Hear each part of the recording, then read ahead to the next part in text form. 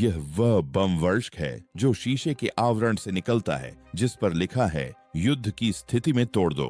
अपने वायु सैनिकों द्वारा बोन के नाम से जाना जाने वाला B-1 लांसर एक प्रतिष्ठित विमान है जो ऐसे काम कर सकता है जो अमेरिकी बेड़े का कोई भी अन्य बम वर्षक नहीं कर सकता। इनमें से एक है बोन द्वारा ले जाया जा सकने वाला विशाल पेलोड, जो अगले ही दिन दुनिया में कहीं भी 75,000 पाउंड विस्फोटक डेमोक्रेटिक बम पहुंचाने में सक्षम है, जैसा कि अब तक के सबसे विनाशकारी अमेरिकी हमलों में से एक में देखा गया था। जनवरी 2024 के अंत में कई सौ अमेरिकी सेना और वायुसेना के जवान एक दूरस्थ लेकिन रणनीतिक रूप से महत्वपूर्ण सैन्य प्रतिष्ठान में अपने दैनिक कार्यों को अंजाम दे रहे थे, जिसे टावर बाइविस सीरियाई सीमा से कुछ ही मील की दूरी पर जॉर्डन के उत्तर पूर्वी रेगिस्तान में स्थित यह अड्डा सिर्फ तंबुओं, निगरानी टावरों और सुरक्षित आश्रयों के एक समूह से कहीं बढ़कर था। वॉशिंगटन के लिए यह आतंकवाद के खिलाफ लड़ाई में एक अग्रिम चौकी और मध्य पूर्व में तेजी से बढ़ते ईरानी प्रभाव के खिलाफ एक मजबूत दीवार का प्रतिनिधित्व करता था। हालांकि तेहरान और उसके सहयोगी मिलिशिया नेटवर्क के लिए यह एक अवांछित अमेरिकी पद चिन्ह का प्रतीक था, उनकी क्षेत्रीय महत्वाकांक्षाओं के लिए एक गांव था। टावर 22 का महत्व इसकी निकटता में निहित हेल तन्फ गैरिसन सीरिया की सीमा के उस पार स्थित, जिसे अमेरिकी सेना औपचारिक रूप से सीरिया का सबसे बड़ा शहर घोषित करती है। अल तन्फ डिकॉन्फ्लिक्शन जोन DZ वर्षों पहले स्थापित इस क्षेत्र का उद्देश्य गठबंधन सेनाओं, सीरियाई शासन के सैनिकों और इस क्षेत्र में कार्यरत रूसी इकाइयों के बीच संघर्षों को रोकना था। लेकिन समय के साथ यह अमेरिका और उसके सहयोगियों के अभियानों, विशेष रूप से कुछ जांचे परखे विपक्षी समूहों के प्रशिक्षण और समर्थन के लिए एक मंच के रूप में विकसित हो गया। इन लड़ाकों को ISIS के अवशेषों का मुकाबला करने के साथ साथ ईरान समर्थित मिलिशिया के खिलाफ एक बफर के रूप में कार्य करने का काम सौंपा गया था, जो तेहरान से इराक और सीरिया होते हुए लेबनान तक एक अखंड भूमि गलियारा बनाने का प्रयास कर रहे थे। अमेरिकी कमांडरों के लिए टावर 22 बेहद जरूरी था। यह अल तन्फ का रसद केंद्र था, जिसने उसे जिंदा रखा खाद्य ईंधन, गोला बारूद की आपूर्ति और सबसे महत्वपूर्ण खुफिया जानकारी और हवाई निगरानी सहायता। इस क्षेत्र से रोजाना छोटे ड्रोन उड़ाए जाते थे, जो न केवल जिहादी समूहों के खिलाफ बल्कि इस क्षेत्र में सक्रिय ईरानी छद्म लड़ाकों की गतिविधियों पर भी नजर रखने के लिए निरंतर टोही डेटा प्रदान करते थे। जनवरी के अंत में उस मनहूस दिन टावर 22 पर तैनात सैनिक और वायु सैनिक अपने अपने कामों में व्यस्त थे। रख रखाव दल उपकरणों का निरीक्षण कर रहे थे। संचार अधिकारी बेस को सेंट्रल कमांड से जोड़ने वाले नेटवर्क पर नजर रख रहे थे। सुरक्षा गश्ती दल बंजर रेगिस्तानी इलाके का जायजा ले रहे थे और उड़ान नियंत्रक एक ड्रोन के लौटने का इंतजार कर रहे थे, जिसे एक और नियमित निगरानी मिशन पर भेजा गया था। ज्यादातर सैन्य कर्मियों को इस साधारण तैनाती पर यह दिन किसी भी आम दिन जैसा ही लग रहा था, लेकिन उन्हें पता ही नहीं था कि क्षितिज के पार एक तूफान आने वाला था। ईरानी प्रायोजित मिलिशिया तथा कथित इराक में इस्लामी प्रतिरोध महीनों से अमेरिकी चौकियों पर खड़ी नजर रख रहा था। अक्टूबर 2023 में इजराइल हमास युद्ध छिड़ने के बाद उनकी रणनीति में नाटकीय बदलाव आया, जिसने पूरे क्षेत्र को बढ़ते तनाव से सुलगा दिया। तेहरान ने अपने सहयोगियों को इराक, सीरिया और अब जॉर्डन में अमेरिकी ठिकानों पर दबाव बढ़ाने के लिए अधिकृत किया था, ताकि वॉशिंगटन को एक दुविधा में डाला जा सके, या तो मध्य पूर्व में अपनी उपस्थिति कम करे या एक व्यापक संघर्ष में घसीटे जाने का जोखिम उठाए। मिलिशिया टावर 22 की कमजोरियों से अच्छी तरह वाकिफ थे। कतर के अल उदीद या इराक के एन अल असद जैसे बड़े और ज्यादा मजबूत ठिकानों के उलट टावर 22 छोटा, अलग थलग था और उसकी सुरक्षा सिर्फ अमेरिकी सैनिकों और जॉर्डन के सीमा रक्षकों की एक मामूली टुकड़ी द्वारा की जा रही थी। खुफिया लीक से पता चलता है कि हमलावरों ने अड्डे के उड़ान पैटर्न, रूटीन और यहाँ तक कि उपलब्ध सीमित सुरक्षा व्यवस्था का भी अध्ययन कर लिया था। उनकी योजना सरल लेकिन विनाशकारी थी। एक ड्रोन हमला जो सुरक्षा व्यवस्था को भेद कर अड्डे के बिल्कुल बीचों बीच तब हमला करेगा जब वहां मौजूद लोग कम से कम तैयार होंगे। जब दुश्मन ड्रोन पास आया तो वह ठीक उसी समय आया जब एक अमेरिकी निगरानी ड्रोन वापस आने वाला था। ये कोई संयोग नहीं था। एक अपेक्षित मित्र विमान की उड़ान प्रोफाइल की नकल करके हमलावरों ने आत्मसंतुष्टि का फायदा उठाया। अमेरिकी कर्मियों को अपने ही ड्रोन का अंदाजा था, इसलिए वे आने वाले खतरे को तुरंत पहचान नहीं पाए। कुछ ही पलों में हथियारबंद यूएवी बेस के आवासीय परिसर में जा घुसा और एक घातक विस्फोट हुआ। परिणाम विनाशकारी था। 3 अमेरिकी सैनिक तुरंत मारे गए और दर्जनों अन्य घायल हो गए, जिनमें से कुछ की हालत गंभीर थी। यह कई साल पहले आईएसआईएस विरोधी अभियान के चरम पर होने के बाद से इस क्षेत्र में अमेरिकी सेना पर हुआ अब तक का सबसे घातक हमला था। जमीन पर मौजूद सैनिकों के लिए यह सदमा जल्द ही अफरा तफरी में बदल गया। चिकित्सक जलने और छर्रे लगने से हुए घावों का इलाज करने के लिए दौड़ पड़े। सुरक्षा बलों ने आगे के हमलों के डर से सीमा की सुरक्षा कर ली और कमांडर जॉर्डन के अधिकारियों के साथ आपातकालीन प्रतिक्रिया का समन्वय करने के लिए दौड़ पड़े। लेकिन तात्कालिक त्रासदी से परे टावर 22 पर हुए हमले के गहरे रणनीतिक निहितार्थ थे। इसने सबसे पहले और सबसे महत्वपूर्ण रूप से यह प्रदर्शित किया कि ईरान समर्थित मिलिशिया में इराक और सीरिया के बाहर अमेरिकी ठिकानों पर हमला करने की क्षमता और इरादा दोनों थे, जिससे युद्ध का मैदान जॉर्डन तक फैल गया। एक ऐसा देश जिसे लंबे समय से अपेक्षाकृत स्थिर और ऐसे सीधे हमलों से सुरक्षित माना जाता रहा था। अम्मान के लिए यह एक बेहद बेचैन करने वाली घटना थी। जॉर्डन ऐतिहासिक रूप से सावधानी बरतता रहा है, अपने अस्थिर पड़ोसियों के साथ नाजुक संबंध बनाए रखते हुए संयुक्त राज्य अमेरिका के साथ घनिष्ठ सहयोग करता रहा है। इस हमले ने जॉर्डन को वॉशिंगटन और तेहरान के बीच चल रहे छाया युद्ध में और गहराई तक घसीटने का जोखिम उठाया। वॉशिंगटन के लिए इस घटना ने उसकी मध्य पूर्व रणनीति पर गंभीरता से पुनर्विचार करने को मजबूर कर दिया। अधिकारियों ने तुरंत हमले की निंदा की और वादा किया कि जिम्मेदार लोगों को जवाबदेह ठहराया जाएगा। फिर भी दुविधा स्पष्ट थी। ऐसे समय में जब अमेरिकी नीति निर्माता व्यापक युद्ध से बचने के लिए बेताब थे, खासकर गाजा में चल रहे संकट को देखते हुए एक जबरदस्त जवाबी कार्रवाई से ईरान के साथ तनाव बढ़ने का खतरा था। दूसरी ओर एक शांत प्रतिक्रिया से मिलिशिया का हौसला बढ़ने और पूरे क्षेत्र में विरोधियों को कमजोरी का संकेत देने का खतरा था। सैन्य विश्लेषकों ने बताया कि टावर 22 पर हमला सिर्फ अमेरिकी सैनिकों की हत्या के लिए नहीं था, यह एक सुनियोजित संदेश था। इतने महत्वपूर्ण सैन्य केंद्र पर हमला करके मिलिशिया ने अमेरिका के अपने सैन्य बलों की रक्षा करने की क्षमता पर विश्वास को कमजोर करने की कोशिश की, जिससे वेलिंगटन के अंदर इस क्षेत्र में अमेरिका की सैन्य उपस्थिति कम करने की मांग तेज हो सकती थी। इसके अलावा यह हमला ऐसे समय में हुआ जब अमेरिकी नीति निर्माता नए युद्धों में उलझने से बचने के लिए बढ़ते घरेलू दबाव से जूझ रहे थे। यह कोई संयोग नहीं था। तेहरान को उम्मीद थी कि वॉशिंगटन अपनी जवाबी कार्रवाई में सतर्क, शायद संयमित भी रहेगा।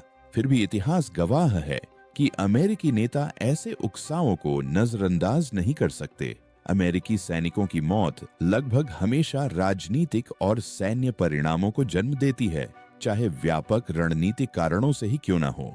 हमले के बाद के दिनों में वॉशिंगटन के सत्ता के गलियारों में बहस छिड़ी रही। क्या अमेरिका को सीधे ईरानी ठिकानों पर हमला करना चाहिए? क्या उसे जवाबी कार्रवाई सीरिया और इराक में मौजूद छद्म समूहों तक ही सीमित रखनी चाहिए, या क्या उसे इस घटना का इस्तेमाल तेहरान की अस्थिरता पैदा करने वाली गतिविधियों के खिलाफ अंतर्राष्ट्रीय समर्थन जुटाने के लिए करना चाहिए?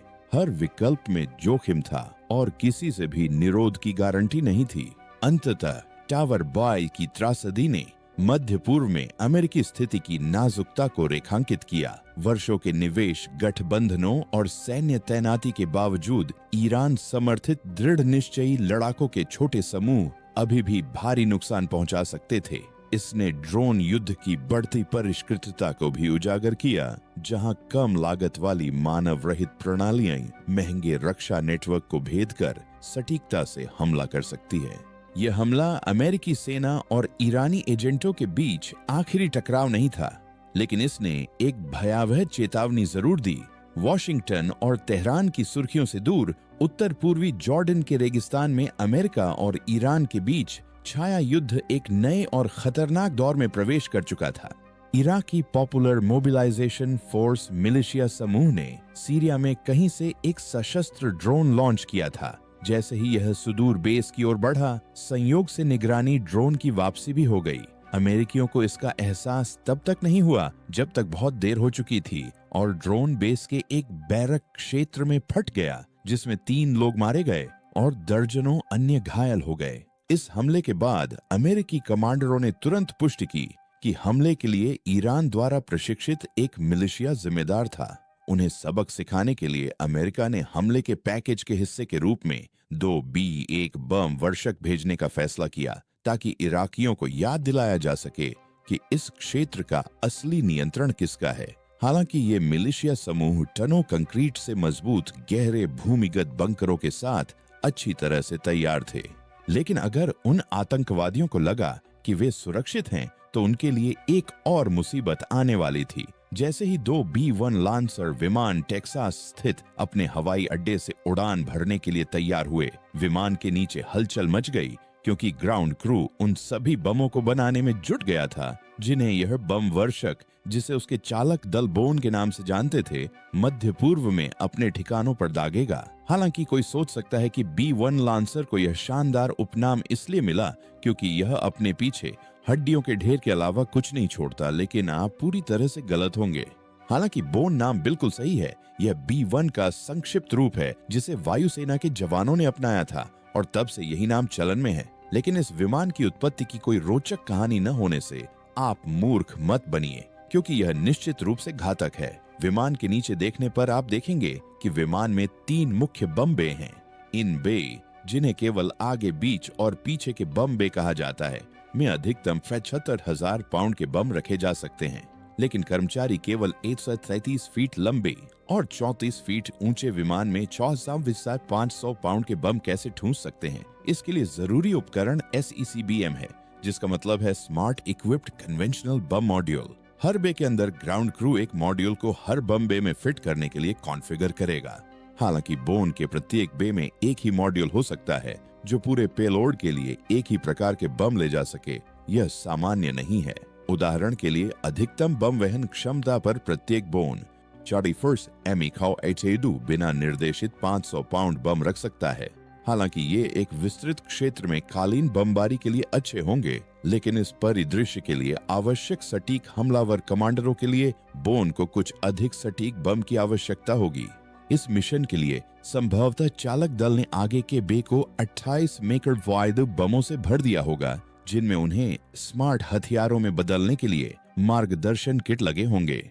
ये बम जमीन के ऊपर की संरचनाओं और बंकरों को नष्ट करने के लिए एकदम सही एक ही आकार के सभी पर फिट होने वाले बम होंगे। लेकिन बोन शायद भागने की कोशिश कर रहे आतंकवादियों के लिए भी कुछ ले जा रहा होगा। इस उद्देश्य से निकटतम बे में 10 CBU-103 रखे जा सकते थे। इन गोला बारूद को पवन निर्देशित क्लस्टर गोला बारूद कहा जाता है, जो बख्तरबंद वाहनों और कर्मियों को एक विस्तृत क्षेत्र में नष्ट करने के लिए डिजाइन किए गए 202 उप गोला बारूद को फैलाते हैं। अंत में आतंकवादियों द्वारा किसी भी वायुरोधी प्रणाली का उपयोग करने या भागने से पहले लंबी दूरी पर स्थित लक्ष्यों पर हमला करने के लिए तीसरे बे में संभवतः AGM-168 JSM रखा गया था। इस्तेमाल किए गए संस्करण के आधार पर बोन 81,000 मील दूर तक के लक्ष्यों पर हमला कर सकता है, जिससे इन आतंकवादी गढ़ों को तब तक नष्ट किया जा सकता है जब तक उन्हें पता भी न चले कि वे वहां मौजूद हैं। जैसा कि आप देख सकते हैं, B-1 बमबारी अभियान के लिए स्ट्राइक पैकेज तैयार करने वाले कमांडरों के पास विकल्पों की एक विस्तृत श्रृंखला उपलब्ध है, और ये हथियार प्रकार B-1 की क्षमता का केवल एक छोटा सा हिस्सा ही दर्शाते हैं।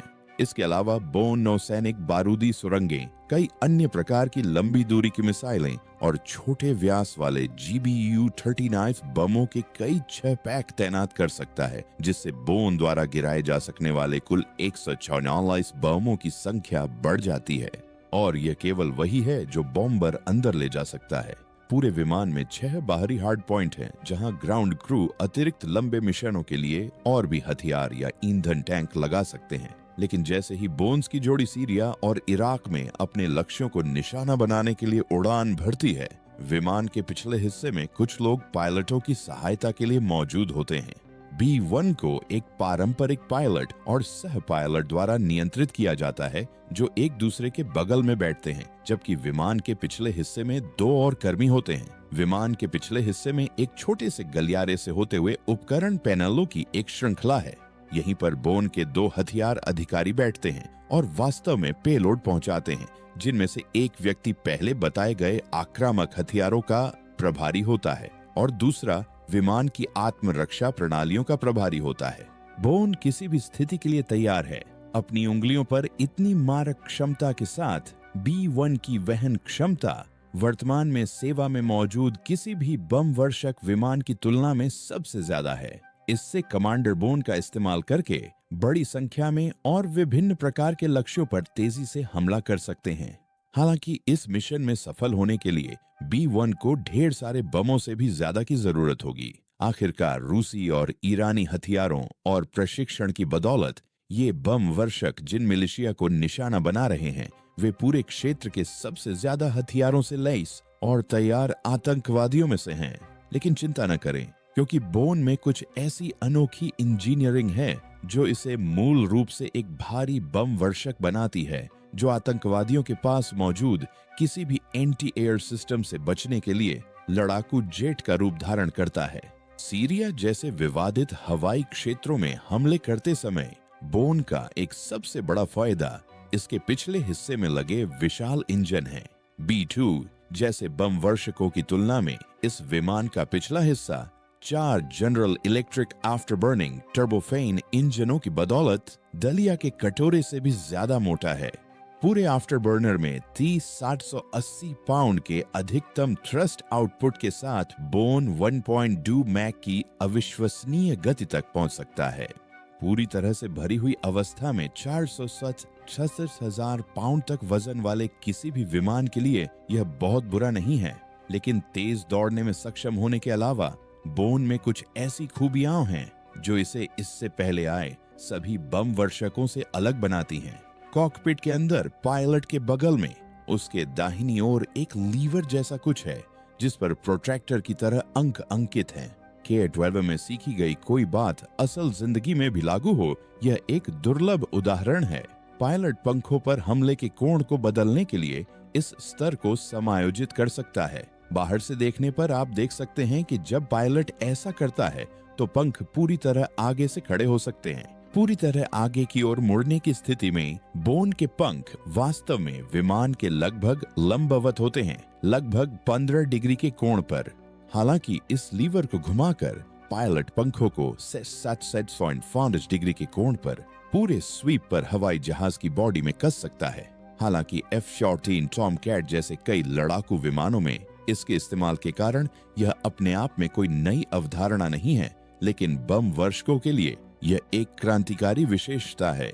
परिवर्तनशील स्विफ्ट विंग्स होने से बोन को कम गति की उड़ान के लिए आवश्यक स्थिरता मिलती है, जबकि डेल्टा विंग डिजाइन में तेजी से बदलाव करके यह लड़ाकू विमानों के साथ फॉर्मेशन बनाए रख सकता है। ये तत्व जरूरी है क्योंकि जैसे जैसे B1 विमानों और उनके लड़ाकू विमानों का समूह लक्ष्य क्षेत्रों के करीब पहुंचता है, बोन पीछे छूटकर सीरियाई लड़ाकू विमानों के सामने कमजोर नहीं पड़ना चाहता। लेकिन अगर आपको लगता है कि इस तरह के भारी भरकम विमान को चलाने के लिए ये काफी नहीं है, तो आप सही हैं। हालांकि विमान के डिजाइनर पहले से ही एक कदम आगे थे, क्योंकि उन्होंने विमान को क्षैतिज स्टेबलाइजर के साथ डिजाइन किया था, जिसे स्वतंत्र रूप से भी चलाया जा सकता है। विमान के पिछले हिस्से पर नजर डालने पर आप पूंछ पर लगे इन 2 स्टेबलाइजर्स को देख सकते हैं। चूंकि ये स्वतंत्र रूप से गति कर सकते हैं, इसीलिए पायलट इनका इस्तेमाल आकस्मिक या बचाव के लिए कर सकते हैं, जैसे दुश्मन की मिसाइल से बचने के लिए एक तंग मोड़ लेना या यहाँ तक कि बैरल रोल भी। लेकिन ये सिर्फ इतना ही नहीं कर सकते। स्नाइपर पॉड की बदौलत बोन वास्तव में एक नजदीकी सहायता विमान के रूप में काम कर सकता है। अगर आप ध्यान से देखें तो धड़ के दाईं ओर एक हार्ड पॉइंट से सुरक्षा कैमरे जैसा कुछ निकला हुआ दिखाई देता है, लेकिन यह कोई साधारण ADT सुरक्षा प्रणाली नहीं है। दरअसल इस उपकरण का असली नाम स्नाइपर पॉड है। स्नाइपर पॉड एक ऐसा सिस्टम है जिसमें कई इलेक्ट्रो ऑप्टिकल और इंफ्रारेड कैमरे और एक बेहद प्रभावशाली लेजर डिजाइनर लगा होता है। हालांकि चालक दल इस उपकरण का इस्तेमाल 30,000 फीट की ऊंचाई पर नहीं करेंगे, लेकिन स्नाइपर पॉड लगा होने के कारण बोन जमीन पर तैनात सैनिकों को नजदीकी हवाई सहायता देने के लिए इतनी सटीकता से नीचे और धीमी गति से आ सकता है। लेकिन आज के मिशन में B-1 का चालक दल अपने लक्ष्यों पर लंबी दूरी से गोलाबारी करेगा।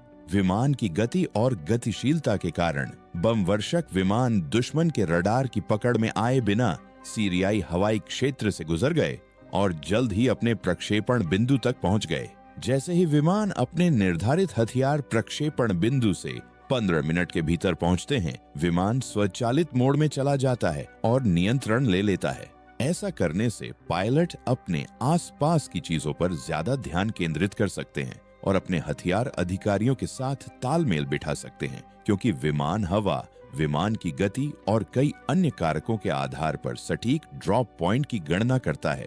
जैसे ही विमान ड्रॉप पॉइंट के ऊपर से उड़ान भरता है, बम बे के दरवाजे उस विशेष अयुद्ध के लिए खुल जाते हैं जिसकी पहले से योजना बनाई गई थी। फिर पायलटों को बस स्वतंत्रता और लोकतंत्र की बारिश को देखना होता है और युद्ध में हुए नुकसान का आकलन करना होता है। जहां तक उस मिशन पर मौजूद 2 बोन्स की बात है, उन्होंने इराक और सीरिया में 7 जगहों पर 85 ठिकानों को तबाह करने तक बार बार यही किया। हालांकि यह मिशन सफल रहा, लेकिन युद्ध का रुख बदल रहा है। जो विमान सालों पहले अत्याधुनिक थे, अब उतने ही खतरनाक हैं जितने कि उनके पीछे मुझे गोली मारो का साइन लगा हुआ एक विशाल निशाना। लेकिन वायुसेना अपने सबसे बेहतरीन बम वर्षकों में से एक को अपनी आंखों के सामने अप्रचलित नहीं होने देगी। इसके बजाय वायुसेना के अधिकारियों ने आने वाले वर्षों में बोन्स की घातक धार को और भी तेज करने के लिए एक महत्वाकांक्षी कार्यक्रम शुरू किया है। 2020 में शुरू किया गया B-1 embracing agile scheduling team या बीस्ट कार्यक्रम आधुनिक विवादित हवाई क्षेत्रों में बोन को और भी ज्यादा घातक बनाने का एक तरीका है। इसका एक प्रमुख घटक इसके सभी संचार और डेटा उपकरणों को आधुनिक युग के अनुरूप अद्यतन करना रहा है। लिंक सोलास जैसे डेटा लिंक और अन्य उन्नत संचार उपकरणों से लैस बोन अब युद्ध के दौरान पहले की तुलना में कहीं अधिक तेजी से सूचनाएं भेज और प्राप्त कर सकता है। जब सेकंडों का अंतर घर पहुंचने या न पहुंचने के बीच का अंतर होता था, ये उन्नयन बोन को साइबर हमलों और EMP खतरों जैसे गैर पारंपरिक खतरों के विरुद्ध भी मजबूत बनाने पर केंद्रित हैं। इन समस्याओं से बचाव करके वायुसेना यह सुनिश्चित करती है कि साधारण फिशिंग ईमेल करोड़ों डॉलर के विमान को नष्ट न कर सकें। इसके अतिरिक्त विमान की आत्मरक्षा प्रणाली में उन उभरते खतरों को ध्यान में रखते हुए सुधार किया जा रहा है जो विमान के निर्माण के समय मौजूद नहीं थे। वायुसेना बम वर्षक विमान के मित्र या शत्रु की पहचान IFF प्रणाली को भी उन्नत कर रही है, ताकि यह सुनिश्चित किया जा सके कि विमान बढ़ती भीड़-भाड़ वाले युद्ध क्षेत्रों में टिक सके। लेकिन ये सिर्फ अपग्रेड होने वाले क्षेत्र नहीं हैं। भविष्य में सेवा के लिए विमान के बॉडी और बम बे को मजबूत बनाने के अलावा बीस्ट कार्यक्रम विमान के हार्ड पॉइंट को भी फिर से सक्रिय कर रहा है। पहली नजर में यह एक साधारण यांत्रिक समायोजन जैसा लग सकता है, बस हथियार तोपों को वापस अपनी जगह पर बोल्ट करना। लेकिन वास्तव में इस फैसले का गहरा तकनीकी, रणनीतिक और यहाँ तक कि राजनीतिक महत्व भी है, खासकर जब इसे अमेरिकी हथियार नियंत्रण प्रतिबद्धताओं और आधुनिक युद्ध की बदलती प्रकृति के व्यापक संदर्भ में देखा जाए। दशकों तक संयुक्त राज्य वायुसेना ने जानबूझकर इन हार्ड पॉइंट्स को निष्क्रिय कर दिया था, और इसका कारण तकनीकी सीमा नहीं बल्कि राजनीतिक आवश्यकता थी। अंतिम स्टार्ट संधि की शर्तों के तहत वॉशिंगटन को सक्रिय सेवा में बनाए गए परमाणु सक्षम वितरण प्रणालियों की संख्या को कम करने के लिए बाध्य किया गया था। B-1 स्ट्रेटोफोर्ट्रेस जैसे रणनीतिक बम वर्षक इस श्रेणी में पूरी तरह से आते थे, क्योंकि B-1 को मूल रूप से परमाणु गुरुत्वाकर्षण बम और क्रूज मिसाइलों को बाहरी रूप से ले जाने की क्षमता के साथ डिजाइन किया गया था। हार्ड पॉइंट्स को स्वयं इसकी परमाणु क्षमता का हिस्सा माना जाता था। संधि की सीमाओं का पालन करने के लिए वायुसेना ने इन तोरणों को शारीरिक रूप से संशोधित करने के लिए इतना आगे बढ़ गई कि वे अब परमाणु हथियारों को स्वीकार या तैनात नहीं कर सकते थे। इस अनुपालन की एक कीमत चुकानी पड़ी। एक बार जब तोरणों को निष्क्रिय कर दिया गया तो B-52 ने अपनी बहुमुखी प्रतिभा का एक बड़ा हिस्सा खो दिया। बाहरी हार्ड पॉइंट ऐतिहासिक रूप से विमान को न केवल परमाणु हथियार बल्कि सटीक निर्देशित बमों से लेकर लंबी दूरी की स्टैंड ऑफ मिसाइलों तक पारंपरिक हथियारों की एक विस्तृत श्रृंखला ले जाने की अनुमति देते थे। उस क्षमता को त्याग कर वायुसेना ने आधुनिक गैर परमाणु संघर्षों में बम वर्षक की अनुकूलन क्षमता को प्रभावी रूप से सीमित कर दिया। कुछ समय के लिए यह समझौता स्वीकार्य था। शीत युद्ध समाप्त हो चुका था, परमाणु तनाव कम हो गया था और वॉशिंगटन अपने पारंपरिक बम वर्षक बेड़े से उपयोगिता का एक एक अंश निचोड़ने की तुलना में संधियों का पालन करने को अधिक महत्व देता था। आज की बात करें तो गणित बिल्कुल अलग नजर आता है। महाशक्तियों के बीच प्रतिस्पर्धा फिर से जोर पकड़ रही है। चीन का उदय, रूस की आक्रामकता और कई क्षेत्रों में उन्नत मिसाइल तकनीक का प्रसार। वायुसेना अब इतनी शक्तिशाली क्षमता को दरकिनार नहीं कर सकती। यहीं पर beast bomber, enhanced aircraft survivability and technology कार्यक्रम की भूमिका सामने आती है। इन हार्ड पॉइंट्स को फिर से सक्रिय करके यह कार्यक्रम युद्ध लचीलेपन के उस आयाम को बहाल कर रहा है जिसे लगभग 3 दशकों से जानबूझकर बंद कर दिया गया था। इसके निहितार्थ बहुत व्यापक हैं। सबसे पहले विशुद्ध तकनीकी दृष्टिकोण से तोरणों को वापस सक्रिय करने से B-52 अपनी पेलोड क्षमता में नाटकीय रूप से वृद्धि कर सकेगा। अपने आंतरिक बम बे पर पूरी तरह निर्भर रहने के बजाय, जिसे हाल ही में उन्नत कार्यक्रमों के तहत आधुनिक बनाया गया था, विमान एक बार फिर अंदर और बाहर हथियारों का मिश्रित भार ढोने में सक्षम होगा। इसका मतलब है कि एक ही बम वर्षक उड़ान में स्टैंड ऑफ, क्रूज मिसाइलें, हाइपरसोनिक हथियार और सटीक निर्देशित युद्ध सामग्री सभी एक ही पैकेज में शामिल हो सकते हैं, जिससे कमांडरों को स्ट्राइक मिशनों को अनुकूलित करने में कहीं अधिक लचीलापन मिलेगा। उच्च तीव्रता वाले संघर्ष परिदृश्यों में यह बहुत मायने रखता है। कई सहायक विमानों की आवश्यकता के बिना विभिन्न प्रकार के हथियारों को लॉन्च करने की क्षमता समय सीमा को कम कर सकती है, सुरक्षा को कमजोर कर सकती है और एक ऐसा आघात प्रभाव पैदा कर सकती है जिसे विरोधी शायद झेल न पाए। दूसरा उत्तरजीविता का कारक है।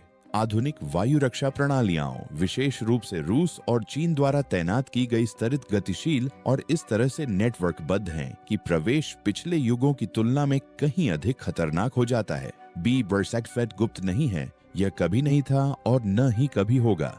इसका अस्तित्व दुश्मन के इंटरसेप्टर या सतह से हवा में मार करने वाली मिसाइल बैटरियों की सीमा में आने से पहले ही स्टैंड-ऑफ रेंज से हथियार दागने पर निर्भर करता है। बाहरी तोरणों को पुनर्स्थापित करके बम वर्षक अधिक लंबी दूरी की क्रूज मिसाइलें ले जा सकता है, जिनमें अगली पीढ़ी के डिजाइन शामिल हैं, जो अधिक गुप्त, तेज और स्मार्ट हैं। इसका सीधा अर्थ है बढ़ी हुई प्रतिरोधक क्षमता। विरोधी जानते हैं कि आकाश में जितने अधिक लॉन्चर होंगे उतनी ही अधिक संभावित मिसाइलें अंदर आएंगी, जो रक्षात्मक योजना को जटिल बनाता है और उनके सिस्टम को भारी नुकसान पहुंचाने का जोखिम बढ़ाता है। तीसरा और शायद सबसे महत्वपूर्ण रणनीतिक संकेत आयाम है। स्टार्ट के तहत किए गए संशोधनों को भौतिक रूप से उलटकर अमेरिका एक सूक्ष्म लेकिन स्पष्ट संदेश भेज रहा है। हथियार नियंत्रण, जैसा कि हम कभी जानते थे, अब खत्म हो चुका है। रूस द्वारा न्यू स्टार्ट में भागीदारी स्थगित करने और चीन के शुरू से ही ऐसी संधियों से बंधे न होने के कारण वॉशिंगटन अब अपने प्लेटफॉर्मों को स्वेच्छा से प्रतिबंधित करने का कम कारण देखता है। B-52 के हार्ड पॉइंट्स को बहाल करना न केवल अतिरिक्त युद्ध उपयोगिता हासिल करने के बारे में है, यह एक जानबूझकर किया गया बयान भी है कि अमेरिका अपने मौजूदा शस्त्रागार से पिछली संधि प्रतिबद्धताओं की परवाह किए बिना अपनी क्षमता का पूरा दोहन करने के लिए तैयार है। भू राजनीतिक दृष्टि से यह संयम से लचीलेपन की ओर, अनुपालन से क्षमता की ओर बदलाव का प्रतीक है। आलोचक तर्क देंगे कि यह दशकों से चली आ रही हथियार नियंत्रण की कड़ी मेहनत को कमजोर करता है और वे पूरी तरह गलत भी नहीं हैं। 22वीं सदी के उत्तरार्ध और 21वीं सदी के पूर्वार्ध में निरस्त्रीकरण संधियों ने परमाणु संबंधों में एक हद तक स्थिरता और पूर्वानुमेयता प्रदान की। बम वर्षकों को बाहरी परमाणु परिवहन में अक्षम बनाकर वॉशिंगटन ने प्रदर्शित किया कि वह पारदर्शिता के नाम पर रियायतें देने को तैयार है। इस कदम को पलटने से अविश्वास के चक्र को मजबूत करने का जोखिम है, जहां प्रत्येक पक्ष यह मान लेता है कि दूसरा पक्ष पारंपरिक लचीलेपन की आड़ में अधिकतम परमाणु क्षमता तैनात करने की तैयारी कर रहा है। हालांकि समर्थकों का तर्क है कि दुनिया पहले ही संधि के युग से आगे निकल चुकी है और कृत्रिम प्रतिबंधों से चिपके रहना, जबकि विरोधी अनियंत्रित रूप से विस्तार कर रहे हैं, रणनीतिक असंतुलन का एक नुस्खा है। कई मायनों में बीस्ट कार्यक्रम इसी बदलाव का प्रतीक है।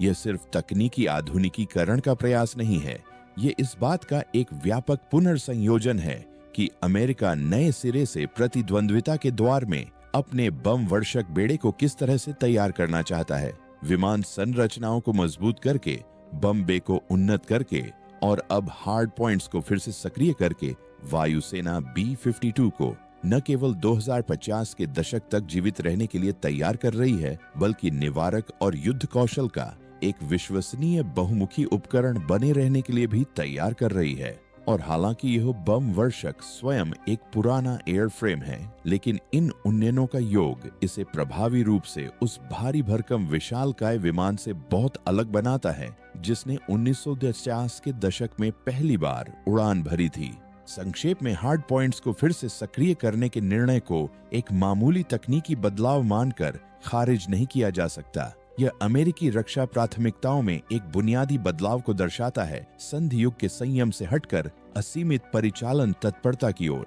इससे दुनिया सुरक्षित होगी या ज्यादा खतरनाक, यह अभी भी बहस का विषय है। लेकिन एक बात स्पष्ट है, जानबूझकर दफना दी गई क्षमताओं को पुनर्जीवित करके बीस्ट कार्यक्रम सामरिक विमानन के भविष्य और शायद हथियार नियंत्रण के भविष्य को भी नए सिरे से लिख रहा है। अब बीस्ट कार्यक्रम के साथ वे इन हार्ड पॉइंट्स का नवीनीकरण कर रहे हैं, क्योंकि लक्ष्य बम वर्षक को नए हाइपरसोनिक हथियारों का परीक्षण प्रक्षेपण कराना है। नवीनतम पीढ़ी के सुपर लॉन्ग रेंज हाइपरसोनिक हथियारों को दागने की यह क्षमता बोन को और भी घातक बना देगी। बीस्ट कार्यक्रम के तहत वायुसेना द्वारा दिए गए अपार प्रेम के साथ बोन के कम से कम 2036 तक सेवा में रहने की उम्मीद है।